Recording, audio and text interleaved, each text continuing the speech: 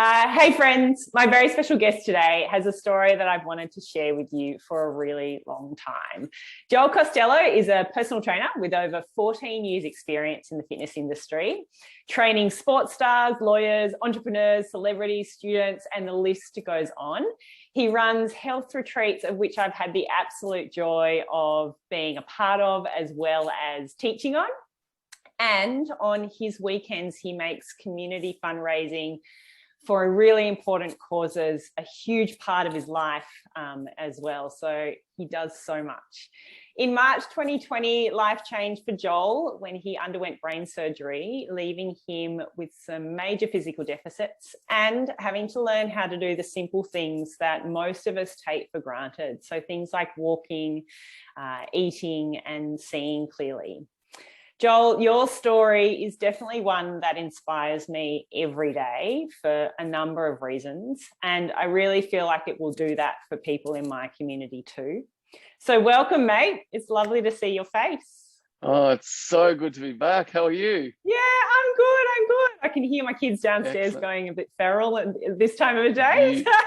Yeah, of course. You're juggling 15 balls at once as usual. Yeah. No, but thank you for the intro. It's lovely to reconnect, and yeah, it's been a challenging 2-3 years. So, but you know what doesn't kill you makes you stronger. So absolutely. You know, I'm very lucky and grateful. I've had a few obstacles thrown my way, but yeah, I see them as challenges where I grow from. So yeah. Can you dial back the clock a bit for us and share what the road was from when you first discovered that you had a brain tumor Absolutely. to when you went in for brain surgery?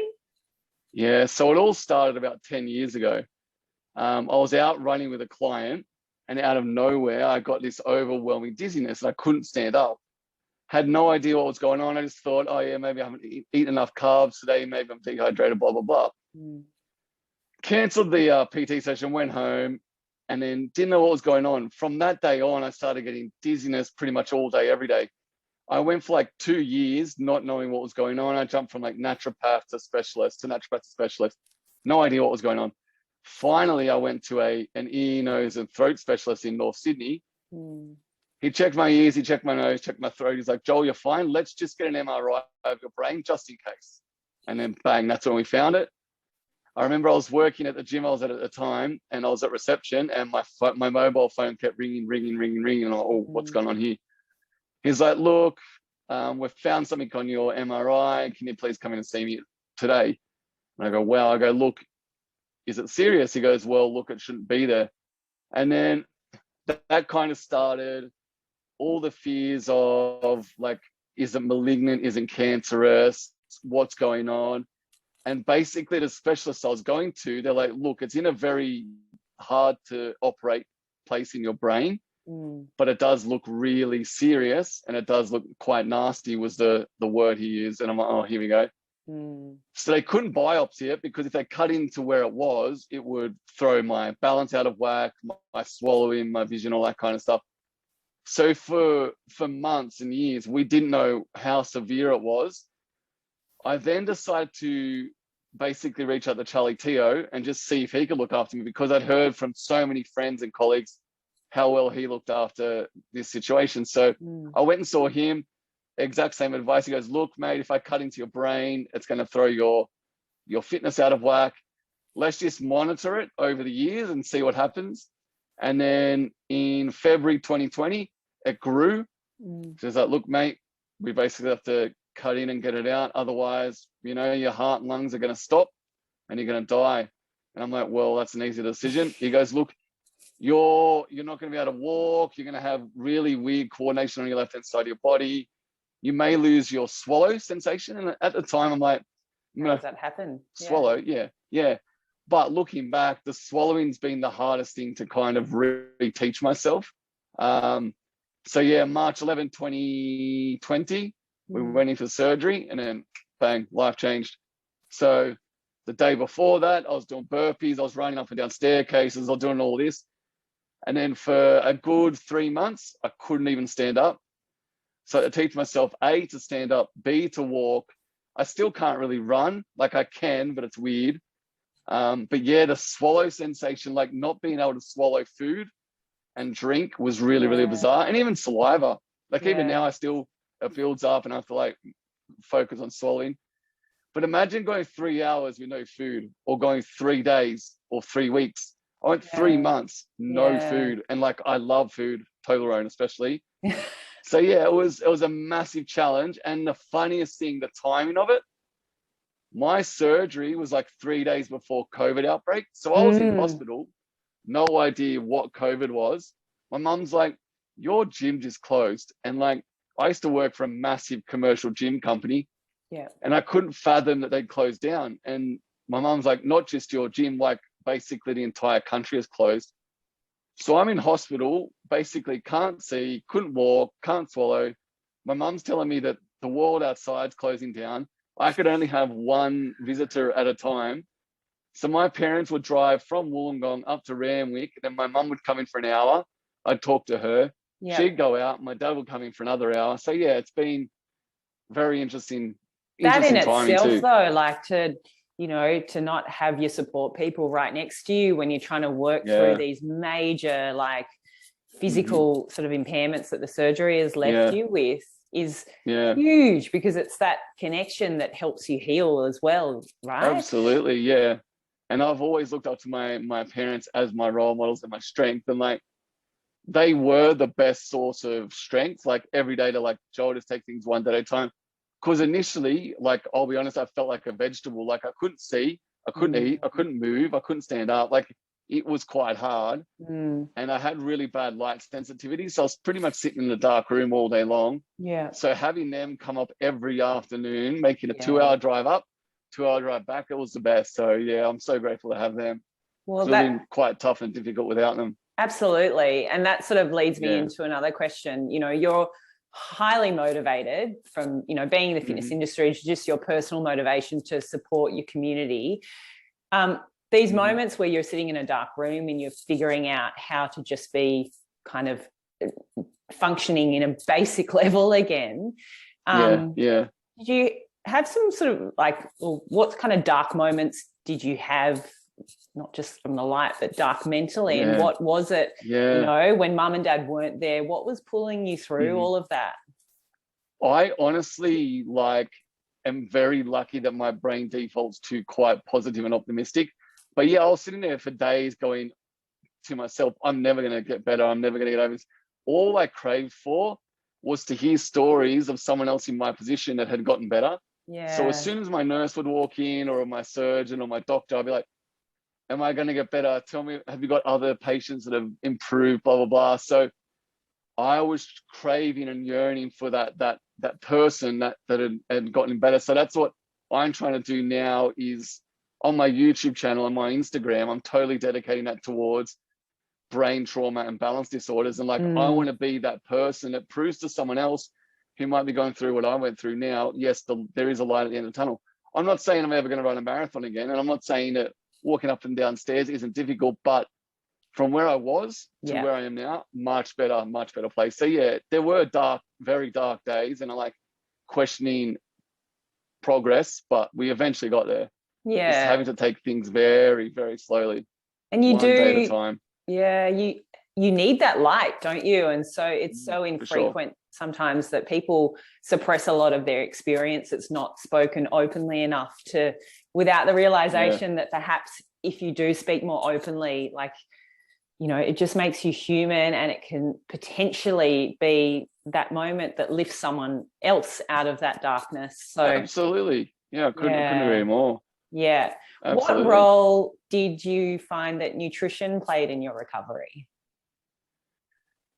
It was very interesting. So how's this, right? I lost 16 kilos in 2 weeks. Oh, gosh. Because my entire muscle mass just atrophied. Like, I couldn't stand up. So my quads just went. So because I couldn't eat, I had to get basically a feeding tube put into my stomach. So there was a hole cut through my stomach into my stomach. And I was basically having protein shakes all day long into this tube. And then my nutritionist like, Joel, look, you got to put weight on, you got to put weight on, you got to put weight on. So it was quite an interesting journey. And as I started to begin to eat whole foods again, it was all high calorie and quite not nutritious food. We're basically going calorie. Calorie So I was eating lots of dense. pasta, ice cream, yeah, just to put on and give my body some form of energy. So as I started to get better at swallowing, like I was just craving salads and veggies and just vitamin, nutrient dense food that I felt like I needed. Like, it'll sound bad, but I was sick of eating pasta and custard and ice cream, like stuff that was easy to swallow and was highly calorie dense, just to put on some weight. I just could not wait to just have something simple like lemon and spinach and all this stuff that was quite hard to eat. So yeah, at the moment, touch wood, like I can eat everything, but it's a mission. Like, it takes me a lot longer to eat foods, which is quite good because I don't eat as much because ghrelin kicks in after about 20 minutes. And I realize, oh, I don't need to eat all the food. And then, yeah, I'm really enjoying food again because, yeah, like going 3 months without it was a nightmare. Makes you more conscious and connected to it, right? Hugely, yeah. And I can definitely tell now when I do eat foods that aren't nutrient dense, my mood and energy levels just drop. So like, let's say I have Easter, for example, like, don't get me wrong, smashed heaps of chocolate, bang, felt terrible for a week. Yeah. So I'm like a candle now. Like, I can tell when I eat well, I feel great. When I don't, yeah. So I don't like to say there's bad foods and good foods, but nutrient foods, just my body reacts far better with. So yeah, I can notice it. Yeah. How do you feel your experience with the tumor and with surgery and you know, you've been, as you say, you've been less with some major sort of physical deficits. How do you think that sculpted who you are today? But actually, before we go into that, what are these sort of physical deficits that you speak of? Like, so there's three major ones. The biggest one is balance. So the best way the best analogy, the left-hand side of my body's drunk and the right-hand side of my body's fine. Interesting. So I kind of walk like a bit of a penguin, but that's improving massively. Going up and down stairs is difficult, and my left hand is quite uncoordinated and it has a tremor. So let's say you and I went down to the pub to get some beers, right? I would go to the bar, I'd buy 2 beers. I'd have to carry them back one at a time because if I carried one in my left hand, I'd spill it everywhere.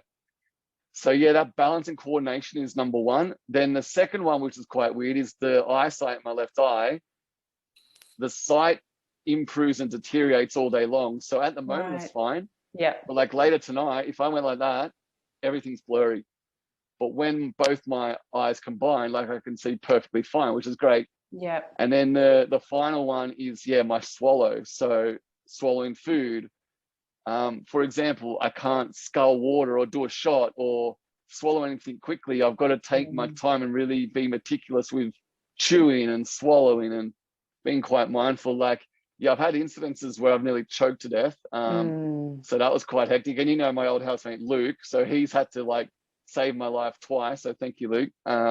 He's a legend. Because I didn't have the functionality in my throat to swallow the food down. Yeah.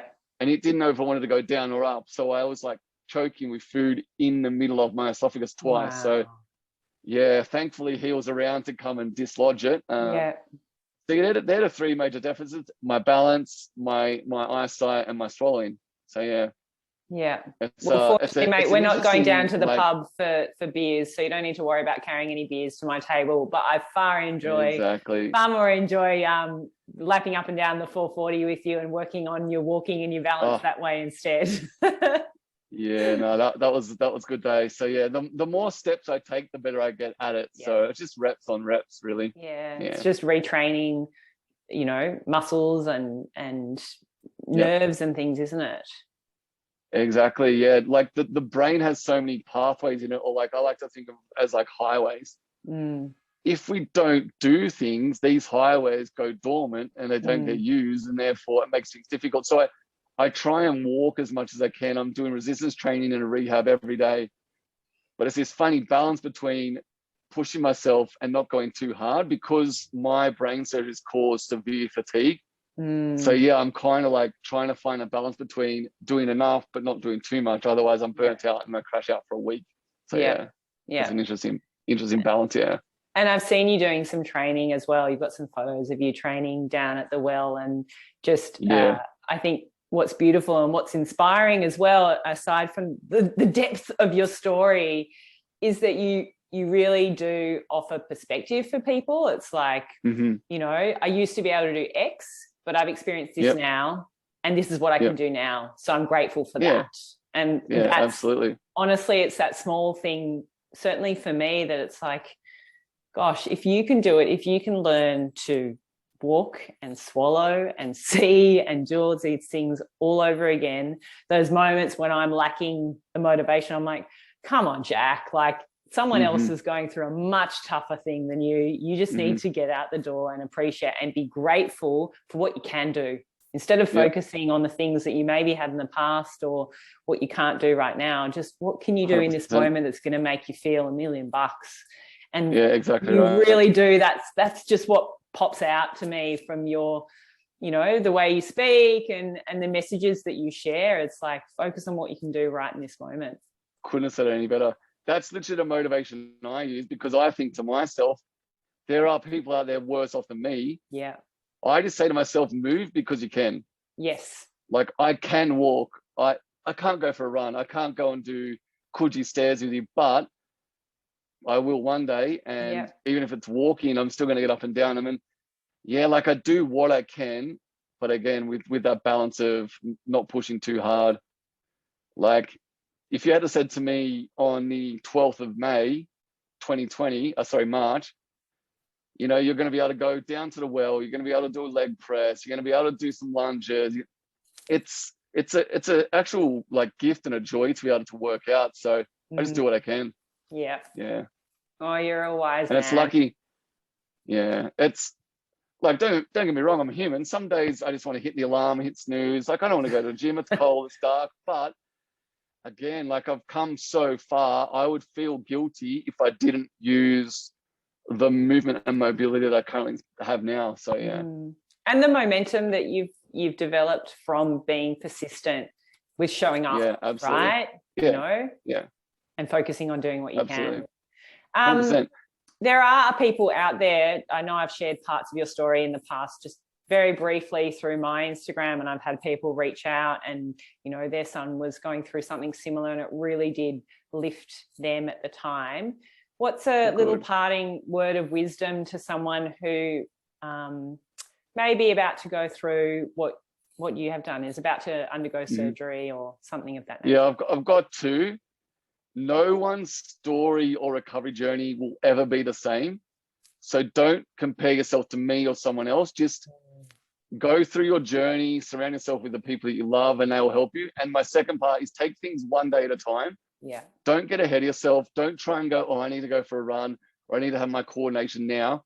Just focus on right now, what you can do today. And don't put pressure on yourself, because it's going to do no one any harm, any good.